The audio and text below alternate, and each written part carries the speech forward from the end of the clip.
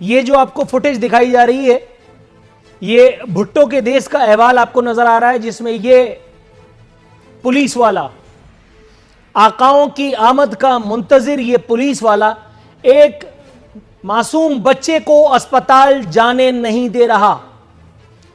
Set पे आके बैठा हूं तो मेरे हाथ में ये खबर थमाई गई है जो ये बता रही है कि सीएम सिंध की आमद पर पुलिस की जानिब से लॉकडाउन सख्त किया गया, यहां तक कि बीमार बच्चे और उसके इस वालिद को अस्पताल जाने की इजाजत भी नहीं दी गई।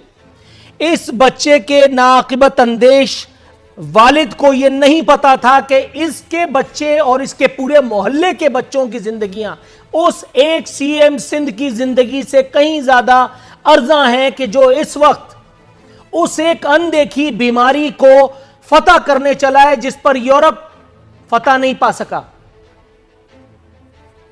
मैं हुकूमत पाकिस्तान से, मुख्तदर तरीन इदारों से यह अपील करता हूं कि आप इस एक नाकिबत अंदेश वालिद, इसके बच्चे, उसकी मां, इन तीनों के खिलाफ ऐसी सख्त से सख्त कार्रवाई करें कि आइंदा इस मुल्क में कोई बीमार होने की कतई जुर्रत ना करे।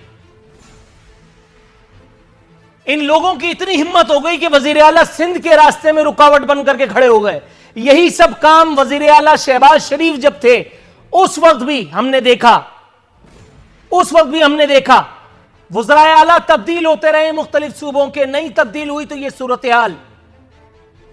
वजीराबाद का अहवाल आपको बताऊं, यह था भुट्टो के देश लड़काना का अहवाल। वजीराबाद में पुलिस वाले इस हद तक संगदिली पर आमादा थे कि एक नौमौलूद बच्चे को, जिसे ऑक्सीजन की अशद जरूरत थी, डबल सवारी पे होने की वजह से उसके बाप को उतार लिया और उस बाप बीमार बच्चे को उसको लेकर करके पुलिस मोबाइल में वो घुमाते रहे। फिर अस्पताल जाने के बजाय उन्हें हवालात ले जाकर के लॉकअप कर दिया गया। और उसके कहीं बाद जब ये बच्चा अस्पताल से मुंह देखना नसीब हुआ, तब तक इजराइल अलैहिस्सलाम को परवाना मिल चुका था इस एक बच्चे की जान कब्ज करने का। वजीराबाद में वो बच्चा कानून नाफिज करने वाले इदारों या बिलखुसूस आप पुलिस से कहिए, पुलिस की फिरौनियत के हाथों जो है वो अपनी जिंदगी की बाजी हार गया। अब आते हैं मुल्क के सबसे बड़े शहर कराची। कराची में पुलिस वालों ने जो पैदागिरी का धंधा ऑन किया हुआ है, अगर कोई जहनी माजूर, अगर कोई सो कॉल्ड सूडो इंटेलेक्चुअल इस एक बात से नावाकिफ है तो उसे चाहिए कि दिमाग लॉकडाउन खुलने के बाद यकीनन कि दिमाग के किसी अच्छे से डॉक्टर से रुजू करे। लेकिन यहां कराची में सूरत हाल यह है कि ये पुलिस वाले फैमिलियों तक को रोक रोक करके उनकी बाइक्स पंचर कर रहे हैं। बाइक्स की जो है वो पंक्चर की जा रही हैं, फैमिलियों को उनकी औकात बता रहे हैं ये पुलिस वाले। और सिर्फ इसलिए क्योंकि यहां सिंध सरकार का एक मुंह चढ़ा आदमी आईजी लग करके आया है। ये देखिए आप, कितना संगीन जुर्म। कोरोना डबल सवारी पे आता है, जब भी आता है ये दुनिया ने, WHO ने बताया है वजीर आला सिंध के कान में, और वजीर आला ने अपने पुलिस वालों को बताया, पुलिस वालों ने ये नीचे वालों को बताया, और ये किस तरह से लोगों की टायर की हवा निकाल रहे हैं। इस तरह से हम कोरोना पर फतह पाएंगे इंशाअल्लाह ताला इस एक सूबे में। वजीर आला का फरमाबरदार आईजी, बदस्तूर अगर मैं कहूं तो बुरा लगेगा, लेकिन सानू की मैं कह ही देता हूं, आईजी अभी तक कोमा में है। मेरी एपिसोड देखने के बाद अगर उसे होश आ जाए तो आ जाए, वरना तो मेरा ख्याल है कि अब सूरत हाल वो होने वाली है। हम एक जमाने तक, मैं आज ऑन एयर कह ही देता हूं यार, बहुत हो गया, एक जमाने तक हम तालिबान से लड़ते रहे। आप सोचिए कि वो बच्चा जिसके बाप ने उसको अपने हाथों से लहद में उतारा होगा, क्या वो आगे बढ़कर के अपने हाथों में बंदूक नहीं उठाएगा? उसे कोई माइका लाल, कोई इमरान खान, कोई शहबाज शरीफ रोक लेगा? कोई बड़े से बड़ा तमंगर इस वक्त का, जिसे अपने आगे पीछे होने वाले गार्ड्स के ऊपर बड़ा गर्व है, बड़ा नाज है, वो जो गार्ड्स लेकर के घूमते थे वो भी इधर उधर हो गए। आप खुद पैदा कर रहे हैं दहशतगर्द, आप खुद बनाएंगे तालिबान, आप खुद परवान चढ़ा रहे हैं उन लोगों को। जिसका बच्चा मरेगा वो इस सिस्टम को चलाने वालों के गले में हाथ डाल देगा। और वो ठीक करेगा, और वो ठीक करेगा। मजाक बनाया हुआ है आपने लॉकडाउन के नाम पर, आप लोगों को बेवकूफ बना रहे हैं, और इस कार्य खैर में, इस जुर्म में बराबर का शरीक है ये मीडिया। रोजाना दिल के दौरे से पड़ने वाली हम बात को छुपा करके ये सिर्फ कोरोना की हम बात बता रहा है, इसलिए कि इसको इसका अजर मिलता है।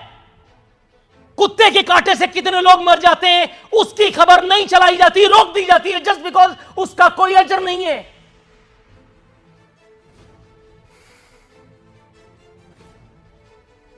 वजीर आजम ने आंसू बहाए हैं, लेकिन वजीर आजम और उनके आंसू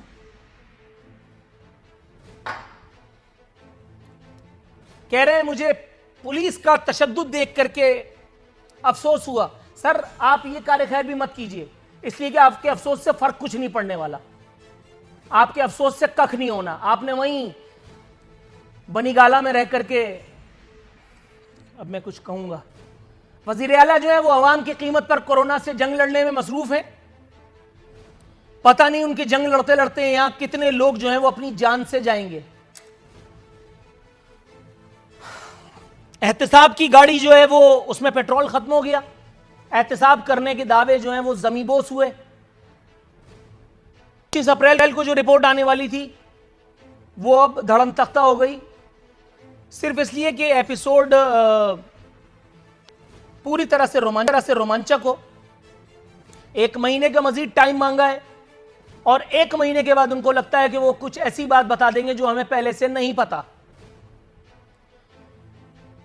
दूसरी तरफ भुट्टो के देश में एक और मासूम की जान चली गई। लड़काना के 6 साला हसनैन के बाद अब 6 साला जहीर भी आवारा कुत्तों की नजर हो गया। यह है वो मासूम बच्चा जिसने अपनी जान को गंवा दिया। इसके मां बाप की, इसके लवायकीन की वो पछाड़े जरा भी आप टेलीविजन स्क्रीन पर मुलाहिजा कीजिए।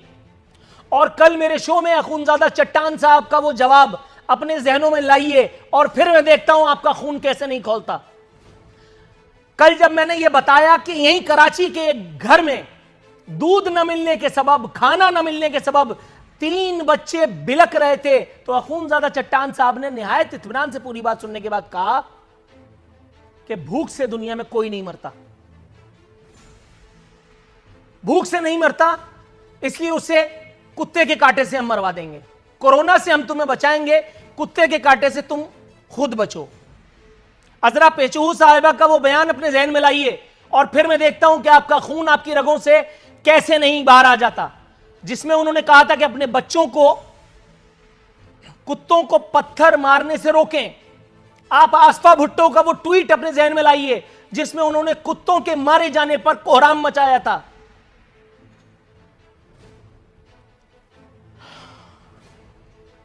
हमसे अच्छे इस देश के कुत्ते ठहरे।